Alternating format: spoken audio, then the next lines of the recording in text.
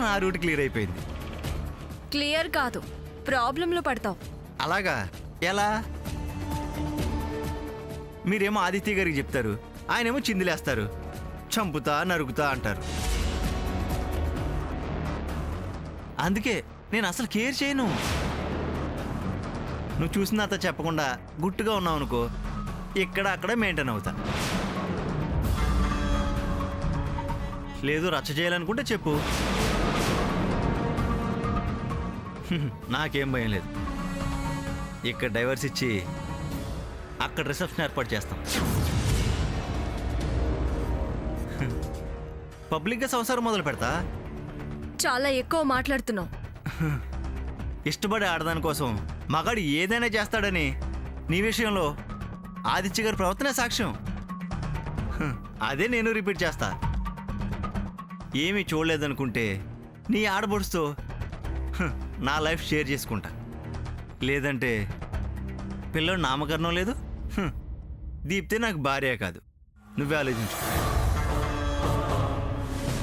Divorce నువ్వు అనుకున్నంత తేలిక కాదు తెలుసా? బలవంతంగా కోర్టులు కూడా కాపురాలు చేయించలేవు. ఆ విషయం తమకు తెలిసి ఉండాలి. విషయం తెలిస్తే ఆదిత్య గారు నిన్ను బతకనివ్వరు తెలుసా? నన్ను బతకనివ్వకపోతే తన చెల్లెలు ఈ ఇంట్లోనే ఉంటుందన్న సంగతి మర్చిపోతాడా? మారు. ప్రియతో స్నేహం మానుకో.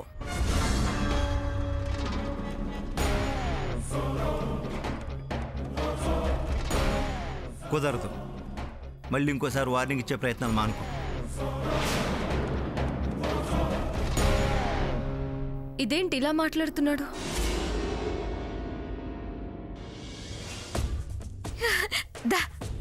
సభాష్ తమ్ముడు, మత్తి తిరిగిపోయేలా మాట్లాడావు.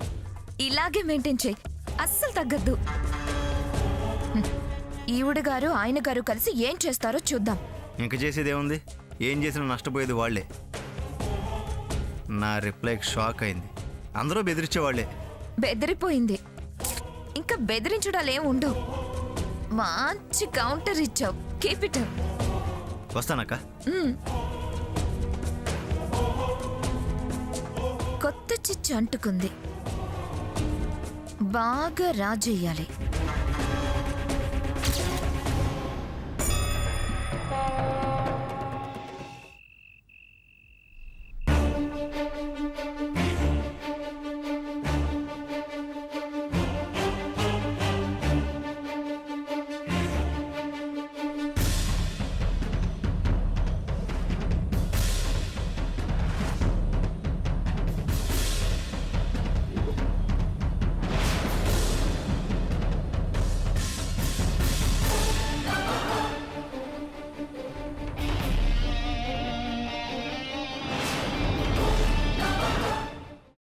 అమ్మా, అలాంటి వాళ్ళది నిజమైన ప్రేమ కాదు, అది వ్యామోహం. ఎగ్జాక్ట్లీ చిన్నత్త. నిజంగా ప్రేమించుకున్న వాళ్ళు అలా చేయరు. ఎంత మనసు విరిగిపోతే కన్న కూతుర్ని పట్టుకొని మా దృష్టిలో చచ్చిపోయా ఉంటుందా తల్లి? అది సరే అమ్మా, తన కూతురుతో తన మాట అనేటప్పుడు ఆమె మాటల్లో వ్యథ, కళ్ళల్లో బాధ గమనించావమ్మా? పెద్దబాబుకు బర్త్డే విషెస్ చెప్పు కూడా వెళ్ళాం కదా. ఊరికే ఎలా కాలిపోతుంది? మంట పెడితేనో పడితేనో తగలబడుతుంది.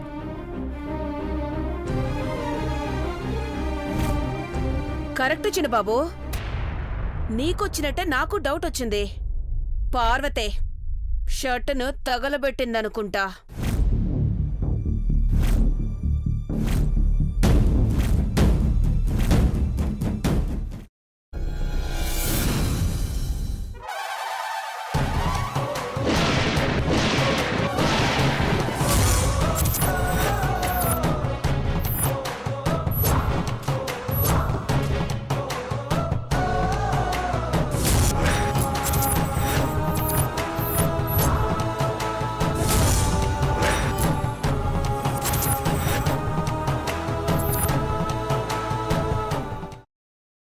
తర్వాత పొట్టు తీసేసి చాప్ చేసి పక్కన పెట్టుకోవాలి.